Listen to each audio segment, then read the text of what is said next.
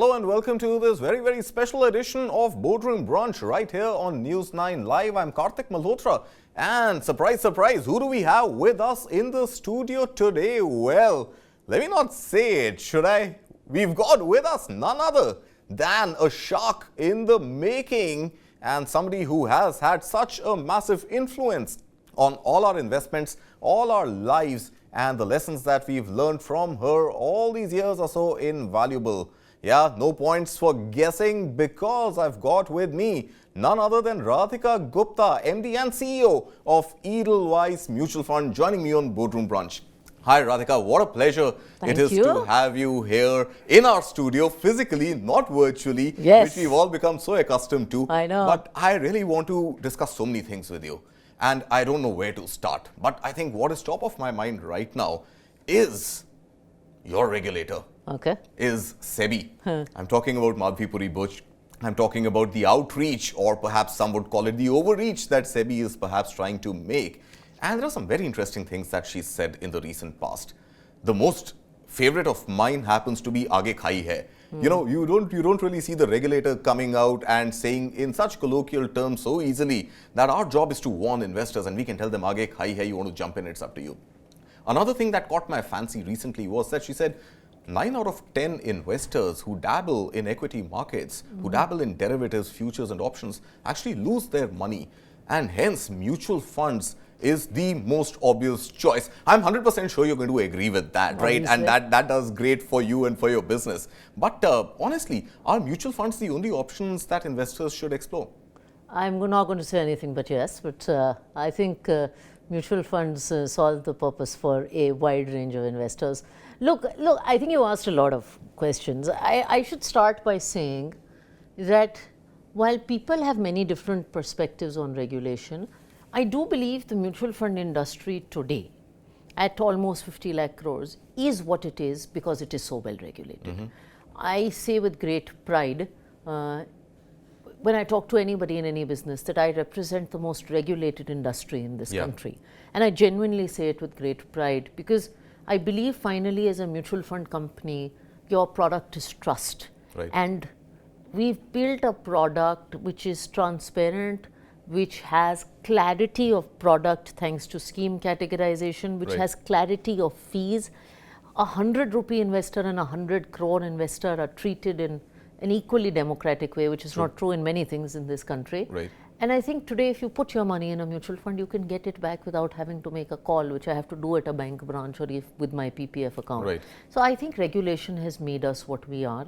At the stage, and I've spent a lot of time in overseas markets also, at the stage of financial literacy that India is at, an accident can be very costly. So it is better that your boundaries are well defined. Even more well defined than they need to. As far as I think the Aage Khai Hai, I think it's fantastic that someone is coming out and saying, speaking a language that people understand. It's there for you to see. It breaks my heart to see that there are 10 crore investors in crypto, that there are even more investors playing these online games like these cricket, whatever games that I don't want to name companies. It breaks my heart that there are 10, 12 people who are going there and gambling with their money and less than 4 crore people who are mutual fund investors, that there are 40 crore people who pay Netflix or Prime 100 rupees a month and don't want to start a 100 rupee SIP. So where is the problem still? I believe that SIPs, of course, you know, the ease of equated sort of payments month on month or whatever frequency you set. In addition to that, I think even the fintech boom has happened at an opportune time. That making investments is so easy. Yes, it is. You don't really need to go through somebody who's going to take a check from you, is going to keep reminding you that, hey, is your balance in your bank account good enough? Do you want to continue your scheme? Do you want to redeem it? You don't have to go through any of those hassles anymore. So at one level, SIPs make it easy, and we've seen those numbers month on month. I think when AMFI releases the data, you see that it is the SIP which is the driver. 17,000 crores. Exactly, in the driver's seat of these regular investments coming. At the other end, there's fintech. But I also see that fintechs, while they offer you ease, but because they are faceless, because it gives you the flexibility to make the investments as you deem fit, they also run a risk. And that risk gets further accentuated when you're watching YouTube videos of non-registered investment advisors, when you're looking at finfluencers as they're called now. How do you sort of make sure that the education reaches a level that people are able to discern that this is a right advice and this is a wrong advice, perhaps motivated? So I think you're right. One is that the awareness of mutual funds has gone up. I've done this poll in many audiences, including the sets of Shark Tank, with random people, and asked, how many of you know what a mutual fund is? And a large percentage will raise their hand. Incidentally, if I say how many of you will know what an SIP is, an even larger percentage will raise their hand.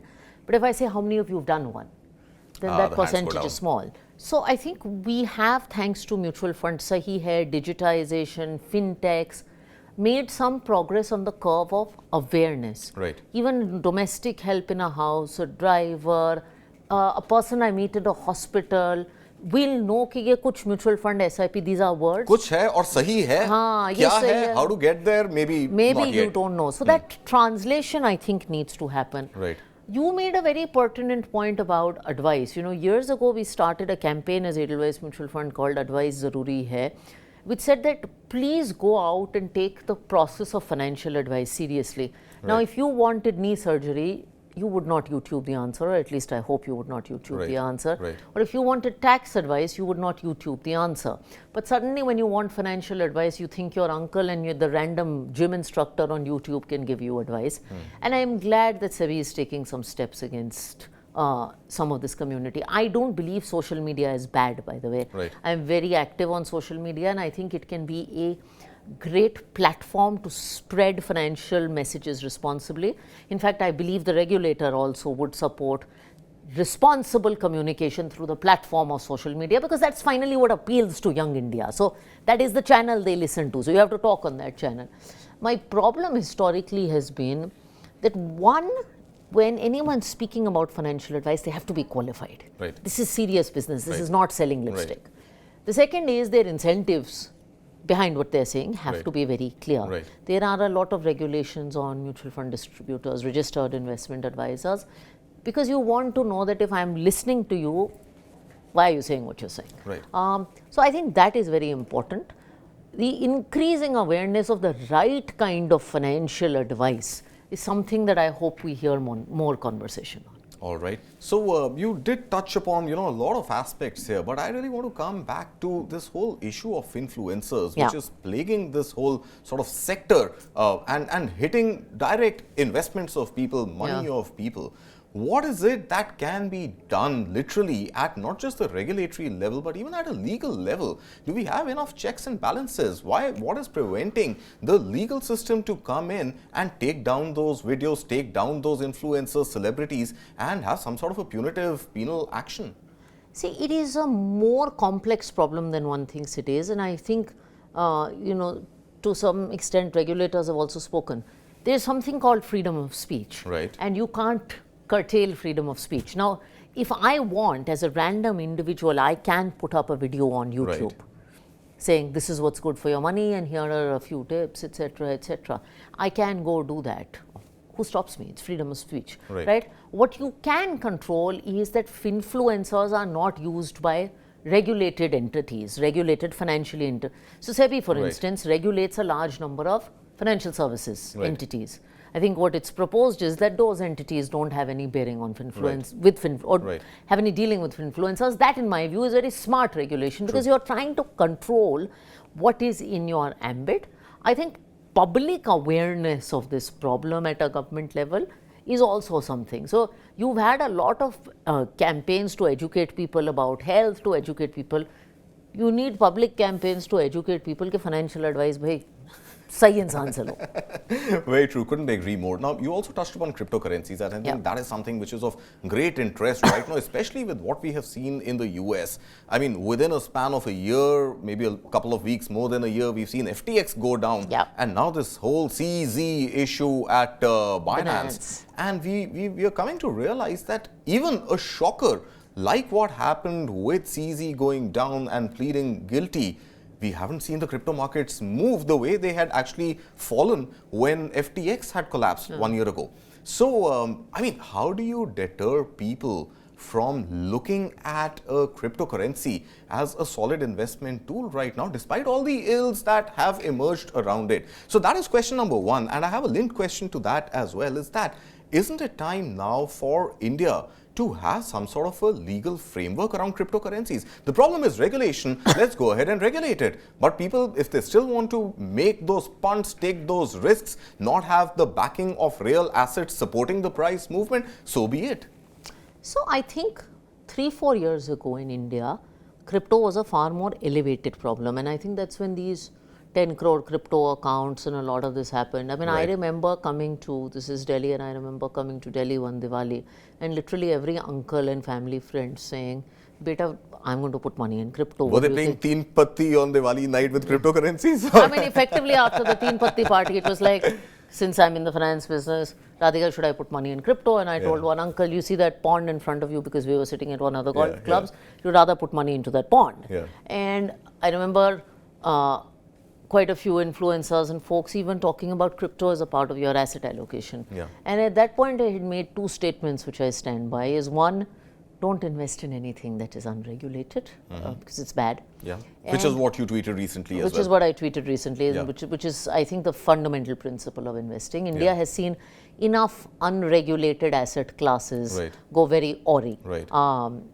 The second thing is, don't invest in something where you don't understand why it's not making money. So with crypto, I would always ask a lot of people, why do you want to invest in this? And the usual answer was, well, my friend made a lot of money. It's a very powerful form. And that's, with equities, I know why the asset class is going up, With fixed income, I know why I'm getting a certain yield. With real estate also, with crypto, I don't know why. Now, I think in the last 2 years, to give this government credit, a combination of, whether you say it explicitly or not, saying that we don't really like crypto, we don't have regulations on crypto, which means it is unregulated, and the taxation that has come on cryptocurrencies has actually been a very good deterrent. So I think this movement has been nipped in the bud quite a bit in the last 2 years. Completely, I don't know. Beyond a point, people will do what they have to do. But then why not regulate it? Why not bring it into the formal ambit? If the concern is only with regulation, I understand that, it doesn't have a formal it stands asset. Until a regulation comes, by the way, it is unregulated. Correct. And to choose to keep it unregulated is also, and I don't know what the thinking is, but to choose to keep it unregulated is also a choice. Till there is a regulation, it is an unregulated product. So why should anyone touch it? Yeah, absolutely. Right. So, let's bring our focus back to asset allocation. Since you mentioned that, should crypto, you're saying, should not make it to your asset allocation at all, no matter who you are, right? I don't think so. So, what should be the asset allocation? Let's break it down into 3 buckets, right? If I want to start investments for my daughter is a little older than your son, but if I want to start my an asset fund allocation for my daughter, for let's say her higher education and so forth, and I have a time horizon of about 10 to 12 years for higher education, what should my asset allocation be? If I don't have a child, if I'm a regular middle class salary earning, income earning, let's say 35 to 45 year age bracket individual, what should my asset allocation be? And if I'm closer to retirement, 2 years to go, 5 years to go, where should I park my money? Sure, and I think mutual funds can give you solutions for all 3. Mutual funds are here for all 3. Of course.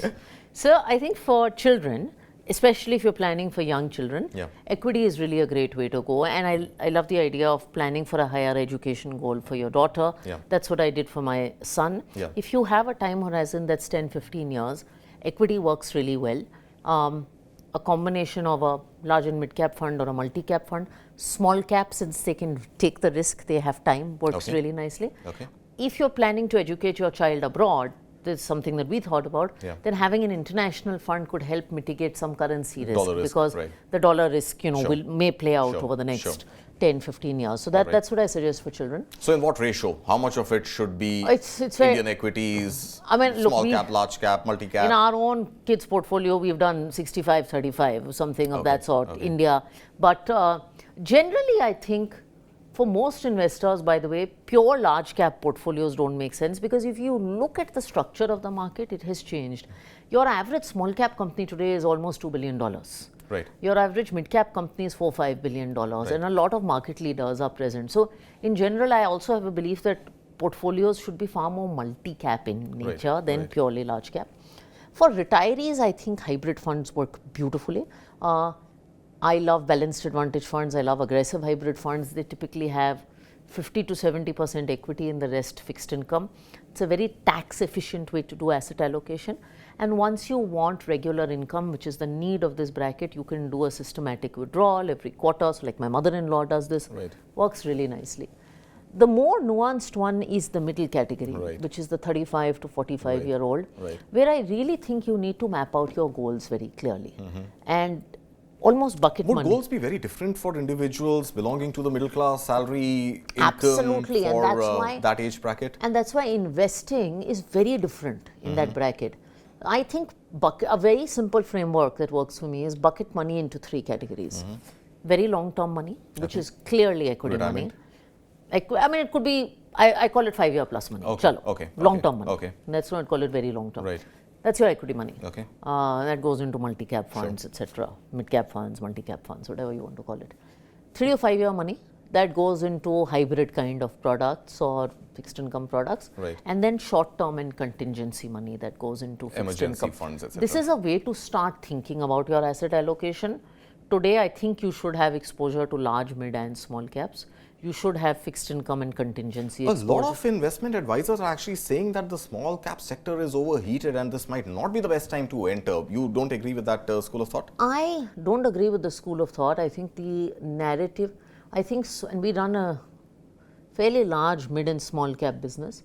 I think small caps are early in their earning cycle and in the midpoint of their valuation cycle. I'm not calling them cheap. But I do think structural, and I also think this timing of aaj small, tomorrow large, investors do a terrible job with it. I think the better solution is a bundled product like a multi-cap one that mixes small, mid and large. You have to find structural answers. Remember, you also pay a lot of tax and exit votes in doing the shifting. Of course. So it's better to lock in and stay invested for long term. Just come up with simple. I love, for most investors, I think, simplicity is the answer. What I call khichdi solutions in a good way, dal rice combined, one pot meals they call them in the West, where in one pot you can have your dinner without having to do too many dishes. That is what balanced advantage funds, equity debt makes, multi-asset funds, multiple products mixed, gold and silver fund, multi-cap funds. I love one pot solutions. Okay. And do you invest only in Edelweiss mutual funds yourself? I invest largely in Edelweiss mutual funds.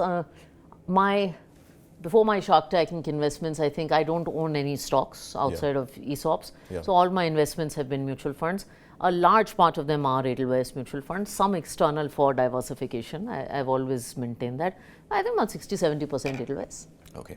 And most of the funds I recommended to you are things in my portfolio, mid cap, small cap, BAF, etc. Okay, let's come to the elephant in the room, or rather, the shark in the room. The shark in the room. Shark Tank, a shark, soon to don the seat of an investor.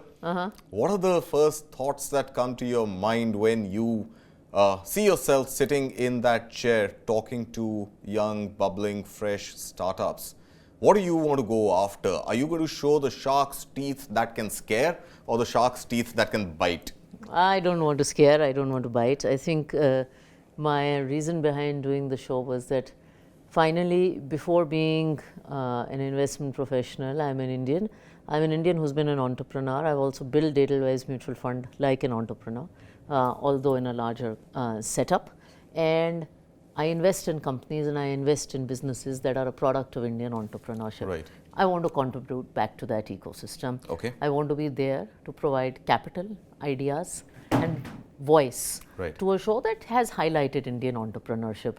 So there's no sharky teeth and mean behavior. I hope I'm a reasonably nice, empathetic. I mean, you seem to be definitely on this show. You seem to be, all smiles. I don't think I'm that mean a person. So, I do believe that it's a great thing for this country that we've come from a point where a young person aspired for a permanent job and now is saying, regardless of where I come from in this country, and even at the age of 21, 22, I want to take the risk to run a startup. So I think that is a huge success for India. But tell me something, with your own personal experience and whatever you've seen of the sector, the startup segment, not the sector, do you think really that great startup ideas can actually be built or discovered through the medium of television and not really in the garage and not really in a co-working space where you're actually putting in that effort. I mean, is television, entertainment, masala, drama really the right format to discover true blue entrepreneurship? So I think the entrepreneurship has existed. When I see the businesses coming on the show, without saying too much,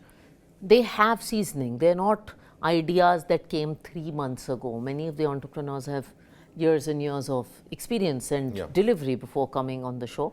I think the show is a platform for one to showcase the stories. Like you see a story of a small town or someone coming from a tiny place in Maharashtra building a meaningful business, and I think that gives hope to a lot of other homes. And the show is also a place to raise capital, and also not just raise capital, because capital can be raised in many ways, also to get the support of folks like me and others who might have experience building businesses. So I think TV is that platform. I think the show is a place to give voice to entrepreneurship at large. And that is how I see the show. Lovely. So what are the themes that you are specifically going to go after, and what is it that you see in an idea, in a founder, entrepreneur, in the personality or in the confidence, or what the product really stands for? How do you view it? So of course, this is personal capital. I must clarify. This is not client capital. Edelweiss mutual fund money going in. It cannot be, and it will not be. So it is Radhika Gupta in her personal capacity. Of course, there is a certain DNA that you have. So you did not mention actually that you are also doing alternate investments then in your personal portfolio, right? So I think this becomes your alternate. I said before Shark Tank it was all mutual funds. So this is my unlisted investments.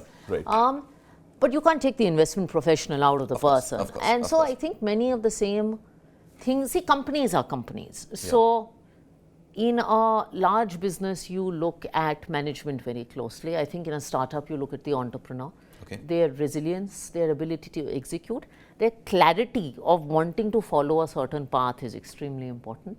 I think in a large business, you look at margins, you look at profitability. Here, perhaps you don't look at that, but you look at unit economics and robustness of business. Are you looking at unit economics seriously for your investments? Because I think the whole debate in the whole startup ecosystem has been growth at all costs. And damn the unit economics. I love growth. I love growth in Edelweiss Mutual Fund. We've been the fastest growing in our category, but we've also turned a loss-making business into profitable. And I think. But that is something that startups across the board have found very difficult to do, because they've burnt investor money. They've pretty much played bonfire on investor currency, literally campaign after campaign, and very few of them have turned profitable. That's perhaps where my lens is a little different. I don't say you should be profitable today. Look, I know the reality of building a business. But there should be a path to profitability. I built a mutual fund business that was loss-making at some point, but it is profitable today, right? And the same, there should be, fundamentally, you should be selling something at a price that someone wants to buy it at and build a business that is sustainable. So I like this line from our annual report last year, which says strong foundations, sustainable businesses. So I think the foundations of unit economics should be strong. And obviously, you don't have price to earnings and price to book ratio metrics for startups. I mean, you look at them in your listed companies, but you have some sense on whether the entrepreneur is in the right zip code of valuation, or are they just quoting something. So how do you see valuation in the case of unlisted companies, where in any case these are new businesses that have come up? Do you look at X times revenue as a parameter? Do you see basically the size of the industry overall? How much are they likely to capture, and a proportion of that? What is the metrics that you employ in your mind, maybe not on paper, while arriving at the right valuation? I think it's a mix of that. I think it's a mix of some metric on revenue and where the business is at. In the case some of the businesses are profitable, you can look at some of those metrics. Size of the market opportunity, but in your head, I think it's some of the metrics. I mean, we also run an unlisted fund as part of Edelweiss Mutual Fund on the AIF side, and we have exposure to businesses in the 500 to 1,000 crore bracket. So we look at those metrics. I think that is important. I think the fourth thing I should add is that on the show, and this is completely distinct from Edelweiss Mutual Fund, of course, I also want to deal with businesses that speak to me personally, where I can add some value. So what is your involvement going to be beyond the funding round? Do you intend to occupy board seats? Do you intend to be part of regular business meetings with these young entrepreneurs who would have access to your capital? It's too early to say. Okay. Still work in Are progress. you open to the idea at least of occupying a board seat on the companies that you invest your money in? Board seat is a legal position, so I don't know, but I'm open to the idea of giving time. I do want to certainly give my time in some capacity. Okay. How much of my time is a question, because time is always limited. Yeah. But time is important. I think when an entrepreneur comes on a show like that, they come for both capital and time. The time to advise on how to build, to scale up, to connect, and that's why I said it's also important to look at businesses that speak to you. Right. There's some categories that I naturally like. I'm not a sports person. Okay. Very few sports related things, like it's just not my zone. Right. I mean, this is personal, but there are things that are exciting to you. Yeah, there are things that are just exciting to me. Right. I mean, that's the way it is. So would baby products fit that category at the stage that you're in right now? Would a technology linked fintech, around the scope of fintech, be a product that you would be interested in? I have many interests. So tell me what are your interests? I like food, I like kids stuff, I like clothing, I like finance. It's quite wide. So you have lots of options, guys. Lovely, super. I can't let you go without asking you a very, very macroeconomy question. Okay. And the whole sort of Goldilocks, elusive Goldilocks scenario that a lot of people find India in right now. Do you think the Indian economy is right now at that perfect Goldilocks stage? We are not too overheated. We are definitely not a cold economy. And then in light of that, are the growth projections for India, to your mind, to your experience, really realistic? I mean, we are looking at, of course, 5 trillion is no big deal. 5 trillion will happen. I know it, right? That's going to happen. But then are we really looking at, in the next 25 years, 2047, achieve a growth rate of 7.6% or so consistently and reach that area where we are actually competing with the US and with China, as we are sort of, so gung-ho about as a country right now? I think we have, without putting numbers to this, I think we have a reasonable shot of being the world's third largest economy. But third largest with what sort of a gap between the second largest and the third largest? Isn't that going to be critical? Not really, because it's not a contest. I think the contest is to do the best for your citizens and bring as many people into the middle class and upper middle class. Right. I actually think India should not be in a horse race with China and the US. In fact, I think one thing that has served us well is living our narrative our own way, including the way we handled COVID. Yeah. So I think you have a shot at growing at 6.5% to 7%, but doing it sustainably consistently year on year without for the next 25 years. Without making mistakes. I think your demographics are very powerful. You are perhaps in this point where China was 15 years ago, where doing that migration from 2,700 odd per capita to 5,000, right, where you will see money go into discretionary consumption, into premium, into investments. So I think your demographics as a country till 2050 are going to be extremely powerful if you can channelize the consumption, get your young people to work, and unleash the animal instincts of the private sector, which in my view is happening today. Is that likely to happen more after the general elections are over next year and we know whether there is continuity or change? Is that when the animal spirits will really get unleashed? No, I don't think so. I think they're already at work. Elections are a short-term event for the market. Right. Since 1980, the Indian economy has doubled every 6 years. Right. And I see no reason it will not continue to do so. I think the two things that are important is continuity of reforms. And one of the good things about India is across governments, we've actually seen continuity of reforms. Right. Very few governments have come in and reversed something. That, in fact, many things have been carried forward. And the second thing, I think, is a realization that we need to do long-term capital investments, which has really happened. We need to build infra, we need to focus, less populism, more long-term investments. I think if you get these two things right, we are good to go.